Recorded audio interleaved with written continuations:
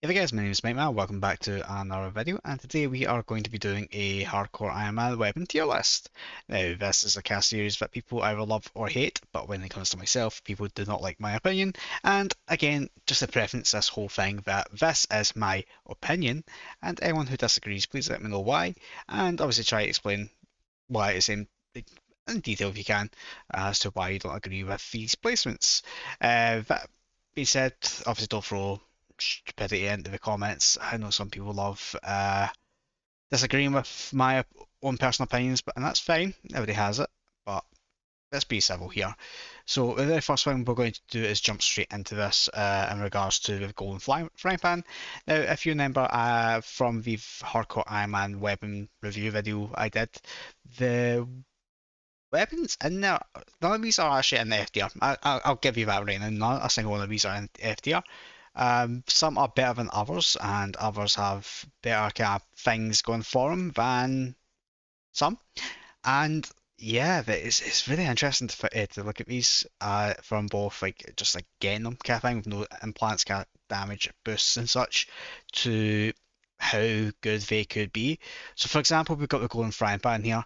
Now the obvious kind of mechanic for this, or gimmick for it, is the hitting sound, the doink basically, and that is such a therapeutic, satisfies OCD kind of sound to have. And just to kind of cover some bases, obviously the damage is 100 non-crit, 500 crit, and it's about the same kind of attack speed as a Dusk Razor, if I remember right, or Dawn Razor. It has no cleave, but it has a just under 2 meter range, so it's not as if you're going to be swinging for a fence kind of thing. It only hits one enemy at a time and has an enhanced damage radius, so technically that range could be give or take better, and an 8% chance to stun for 1 second. And I think we're starting off very good contender on what kind of scale these weapons are at, because for me this going for band is A tier. Reason being is because it's got no proficiency. It is really good for what it is. Unfortunately, it's a melee weapon, so it kind of does have some lacking power for that. But overall, it is actually really good for what it is. There is obviously the next one here, which is the Panhammer. Now, this one is also quite interesting for what it is as well. It is basically a big massive banhammer in a sense, but the doink is real with it, and it's just again superb for a weapon. It requires 330 melee skill to master, and you need to be level 25 to equip it, whereas obviously we're going for a band didn't have that. So this means that this is kind of a bit better for what you're potentially getting, as it hits 3 enemies at a time, has an enhanced damage radius, even though it's 2.2, with a 1.8 meter radius. One hit, just under 1 hit per second, so it is very slow attack speed, but very high crit. And that 99% chance to stun zombies can be pretty damn good if you aren't able to kill with one hit. This, for me, really is the top tier of the kind of weapons I would expect. Obviously, there is better within the game, but this just kind of, for me, the doink noise puts it kind of up there for me. And again, people won't agree with that, but again, I've used these, and this is my own where I would feel the best use it. Don't get me wrong, Grunkle and Frying Pan's going to hit faster, but it's just the Panhammer hits more, that stun chance is better, and it's just fun. The next one we have here is a Rev Sauce at 150, and it has a super fast attack speed, so it hits just 8.5 times within obviously a second. High critical chance, so damage is somewhat there, and you need to have 50 strength to be able to equip it, 130 to master, and its melee range is actually kind of on point with the Dawn Saw, and I think the cleave range is the exact same. This has a 30% chance to stun zombies in the same enhanced damage radius. It's less than the Dawn Saw, but for me, the Rev Saw just didn't cut it at this stage. It looks cool. It's got obviously these do have their own unique models, and I did quite like obviously how it's designed. However, because it just feels a little bit lackluster compared to what we've already got, and unfortunately, we have stuff like the Dawnsaw, like I said, and the Eviscerator to be a lot more of a better contender than these two at this stage. For me, this would really sit C tier. It's good for a chainsaw. Like it's probably one of the top six, maybe top five actually. But I would say if you have other ones sitting in the game, it's a lot better. Like I said, the Eviscerator. Um, but obviously I could be swayed with this one. I'm not particularly keen on it though. So move on to the next thing, which is AKP, sorry. So this is a pistol. So it's a 12mm 12.7mm rifle pistol. 30 round mag capacity, very fast attack and reload speed, and very high critical chance for average accuracy. Again, you need to be level 25 to equip, and you must have 130 to master the weapon itself. We're not going to bother not back down stuff anything like that. It's just not needed. But this does 17 damage per hit, and it shoots two bullets in one press basically. So double your ammo capacity in that sense. So it's actually quite good for what it is. The bit about down here you won't see is 7% armor penetration and 25% chance to stun for 1 second. Now for me that's quite unique for a pistol, and honestly it actually kind of outshines other ones. And unfortunately in my video I didn't actually have the full pistol skill to master it. But I do actually think this is actually a really good one for the mastery at least. When it comes to boss hunting and such, if you're going down that kind of implant setup, it does really well. Like for me, it did really, really, really well. Obviously, for some reason, though, the DPS is a bit weird on it, I feel. Um, Although I could be completely wrong for obvious opinions, but again, it just didn't feel like it did. It went feel stretched for me, but it's still one of the final ones on this list. For that, I'm going to say it's a B tier, and honestly, it is good. It's very good, but it did lack a little bit. The next one here we have is the saw blade launcher. Now let me just unselect all that. Now this is very much a unique one, and I'm quite interested in it. So it takes gasoline, free round capacity, fast reload speed, very slow attack speed, very high accuracy and critical chance. And again, obviously you need to be up to 5 plus to use it, but you need to have 130 rifle skill to use it. So this is the first rifle to use gasoline, and it does quite a lot of damage of 134 per non-crit and 670 per crit. Um, One shot per second, and it has 100% PvE penetration with 25% noise reduction, and it slows enemies down by 75% for 1.5 seconds, which is very, very, very good for what it is. Now, the gimmick for this one is it's meant to be gas silent for what it is, and the ammo usage for a rifle is just unique in that kind of fashion. It does perform quite well, but again, the DPS is a bit of an issue, so this is more of a slow looting weapon. For example, it would do well down Death Row. I genuinely did like it when I used it. It was not much really for me to say at that point, but I feel as if this in the right kind of build will do wonders. It's great for boss hunting as well if you've got the same kind of grind build as I do. And for that, I would actually say it's actually an A tier kind of weapon for what it is. It's Yeah, it's just more quite a unique rifle to be honest for me.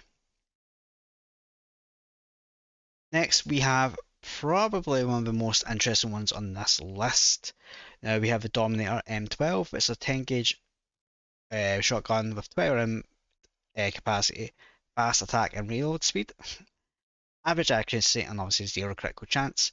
You need 50 strength to actually equip it, and 130 shotgun to actually use it.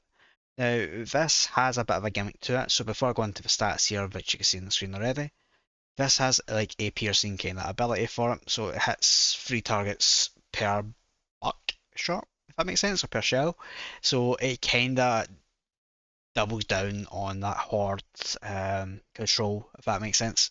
So it is quite a good shotgun.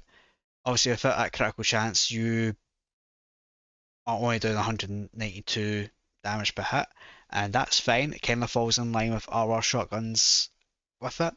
But what makes this one of the most unique shotguns is the fact, obviously, you are kind of doing that piercing penetration damage, so you're able to clear hordes faster, quicker, and you're just dominating in a little sense the screen. Now, this does have a slowness effect of 8% for 1 second. Now, that's quite minuscule, and it has a 7% PvE armor penetration as well. The drop off isn't actually too bad either. It could be worse. For some of our shotguns in the 130, 135 range. For me, this shotgun actually quite literally blew me away. And for that, I actually do think this is a S tier shotgun for what it is. Compared to obviously other ones there, the effects vary, but this one has probably the most useful effect for a shotgun in terms of obviously clearing the heart and such. Next one we have here is a scrap shot SWS 88. It's a 14mm rifle with 30 mag capacity, slow reload speed, fast attack speed, very high accuracy and critical chance. And you need 130 machine gun skill to master. Now for me, when you first look at it, the initial kind of thing is, oh wait, that's a rifle, but it's not. So it's just pretty much similar to an assault rifle anyway, but the damage is broken down into pretty much exact segments to equal 50. Now, if it's critical chances, it would do 250, and you can get away with using this quite well, I think, with the PvE 70% PvE armor penetration and the piercing ability. It does really well for what it is. With that ability on top of obviously slowness for 10%, it would work out pretty well if the slowness was higher, but unfortunately it's not. It is okay dealing with hordes, but it wouldn't be my first go-to. Um, Machine gun wise, it's not particularly the best. I'd probably say it is a C tier, and honestly, um, it's not particularly. How am I wording this? It can handle hard, but it will just not be worth it with the piercing ability. Even for single damage, you're not getting much out of it, in all honesty. So you're probably best avoiding this one, to be honest. But hey, it's still useful for what it is. The next one is the Rust Warden 36. So, this is a 12.7mm rifle, assault rifle with 100 mag capacity, fast reload, and very fast attack speed with high accuracy and very low critical chance. Again, this is a machine gun as well, and compared to the scrap shot, this one has a lot more viability, in my opinion, and was a later addition, just like the Panhammer, to the Hardcore Ironman shop. Now, it does have its own piercing ability there, which up to 3 enemies, or full damage of 375 for crit, or 75 for non-crit, and it does shoot fairly good. I feel like this is one of the better ones out of the two, the better one out of the two to handle hordes. 75% armor penetration there, slight noise reduction by 25%, and slowness by 25%. Now, for me, when using this, the damage for me was quite high because obviously due to my buffs and that, but I do feel as if without the implants there, it did kind of struggle a little bit at the same time.